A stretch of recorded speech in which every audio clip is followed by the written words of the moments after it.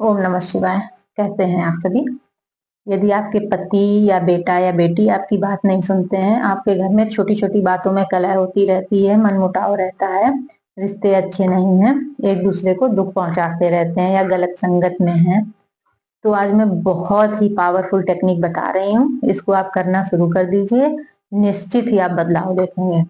देखिए, किसी भी रिश्ते से यदि हमें दुःख मिल रहा है, हमारा रिश्ता सही नहीं है, तो निश्चय ही पूर्व जन्म के कुछ ऐसे कर्म होते हैं, हमने वो किए होते हैं उनके साथ, तो वो हमें दुःख देकर लौटा रहे होते हैं। तो इसके लिए बहुत ही पावरफुल टेक्निक है, बहुत ही पावरफुल उपाय है। आप बड़े विश्वास के साथ आप करेंगे ना, आप मेरी बातों पर विश्वास मत करिए, आप खुद करके देखिए, आप 21 दिन तक लगातार करिए, कुछ ना कुछ बदलाव आपको दिखने लगेगा। और जब तक बदलाव ना हो जाए तब तक आप लगातार करिए।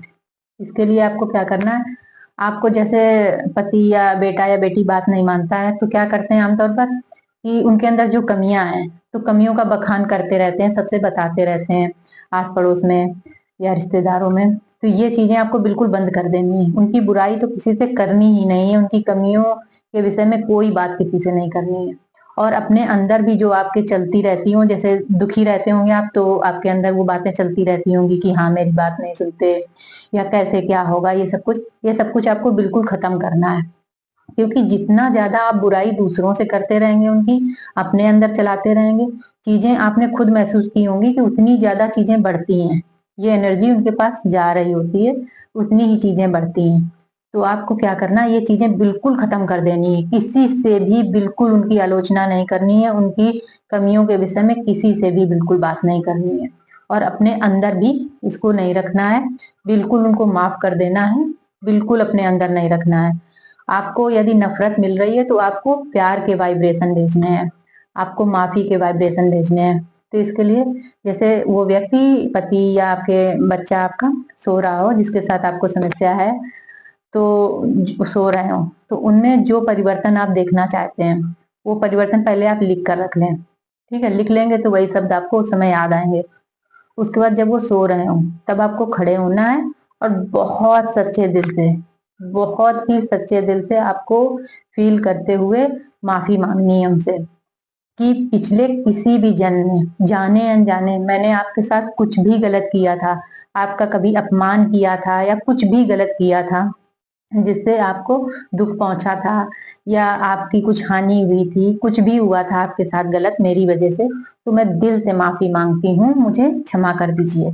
ऐसे आपको दिल ही दिल माफी मांगनी है और ये चीज आपको स्वीकार करनी है कि जो भी वो आपको दे रहे हैं, आपके साथ रिश्ते में आए हैं बेटा बनकर, आपकी बेटी बनकर या आपके पति बनकर या आपकी पत्नी बनकर, तो निश्चय ही आपके ही कर्म द्वारा किए गए कुछ कर्म का ही नतीजा है कि वो आपको आकर लौटा रहे हैं। तो आपको ये स्वीकार करना है। देखिए, मेरी बातों पर न जाकर आप करके देखिए, तब आपको पता चलेगा इन बातों में कितनी सच्चाई है। ये सिलसिले पता है जन्म जन्मांतर तक ये सिलसिले चलते रहते हैं।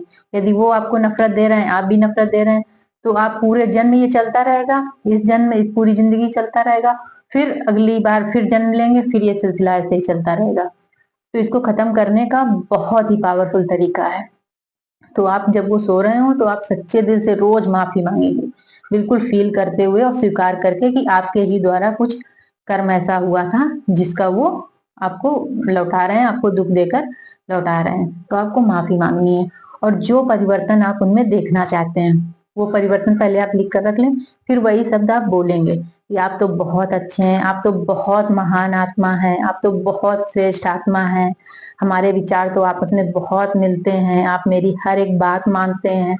मतलब जो भी सकारात्मक परिवर्तन उनमें आप देखना चाहते हैं वो सारी बातें आप नोट करके रख लें और उन बातों को रोज बोला करें। और ये कल्पना किया करें कि आपके आज्ञा चक्र से, आपकी थर्ड आई से प्रकाश निकल रहा है और उनकी थर्ड आई तक जा रहा है। उसी प्रकाश के द्वारा सारी भावनाएं आपकी उन तक पहुंच रही हैं। ऐसी आप कल्पना करेंगे और मन ही मन उनसे माफी मांगेंगे। बस गिल्ट आप नहीं रखेंगे, क्योंकि गिल्ट जो है वो निगेटिविटी को दर्शाता है, तो गिल्ट आप नहीं रखेंगे। बस ये करेंगे कि जाने अनजाने में मुझसे जो भी गलतियां हुई थी, जो भी मैंने आपके साथ कुछ भी गलत किया था जिसकी वजह से हमारा रिश्ता इस तरह से है, तो उसके लिए मैं बिल्कुल सच्चे दिल से आपसे माफ़ी माँगती हूँ। आप मुझे माफ़ करिए, आप भी खुश रहिए और मुझे भी खुश रहने दीजिए।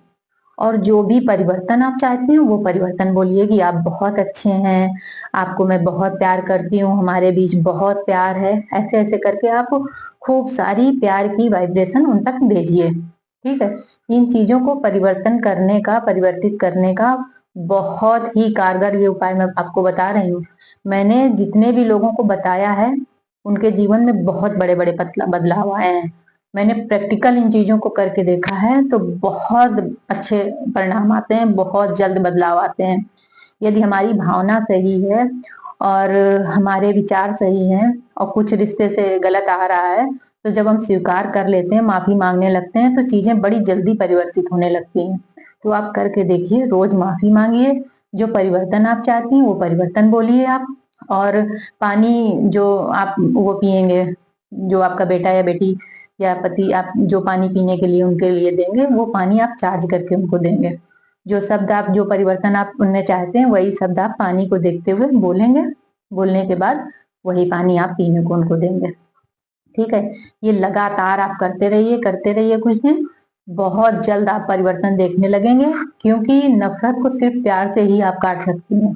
पिछले जन्म के ही कुछ कर्म ऐसे हैं जो आपको दुःख देकर वो लौटा रहे हैं, और आप भी फिर वही चीज़ें अगर देती रहेंगी, वही जैसे कुछ उनके अंदर कमियाँ हैं, तो उन्हीं कमियों का बखान, वही कमियों के बारे में चर्चा आप दूसरों से भी करेंगे, अपने घर में सारे वही वाइब्रेशन आप फैलाते रहेंगे, तो ये चीज़ें कभी परिवर्तित नहीं होंगी।